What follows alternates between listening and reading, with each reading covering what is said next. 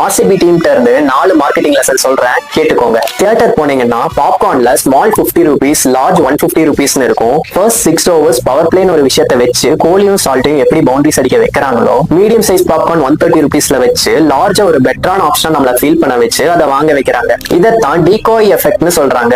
கோலி ஆடும்போது நீங்க அதை மிஸ் பண்ணாம பார்க்கணும்னு ஒரு பயம் வரும். எஸ்பெஷலி சேசிங்ல கோலி இருந்தாருன்னா ஆப்போனன்ட்ஸ் பவுலர் கூட பயத்துல தான் இருப்பாங்க.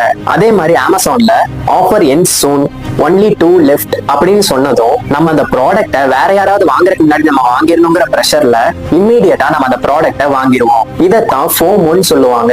என்னதான் ஆர்சிபில கோலி, சால்ட், பட்டிதார், புவனேஷ்குமார் இருந்தாலும் அவங்களுக்கு ஒரு பெரிய கான்பிடென்ட்டே அவங்க ஃபேன்ஸ் கிட்ட இருந்தா வருது. அதே மாதிரி நம்மளுக்கு எப்படி கான்பிடென்ட் வரும்னா, நம்ம வாங்க போற ப்ராடக்ட்டை 50,000 people 5 star ரேட்டிங் கொடுத்திருந்தாங்கன்னா நம்மளுக்கு ஆட்டோமேட்டிக்கா கான்பிடென்ட் வரும். 0 review இருக்கிற மொபைல் ஆர் லேப்டாப்பை நம்ம வாங்க மாட்டோம்ல. இதைத்தான் சோஷியல் ப்ரூஃப்னு சொல்லுவாங்க. கோலினால மட்டும் ஆர்சிபி கப் வின் பண்ணல.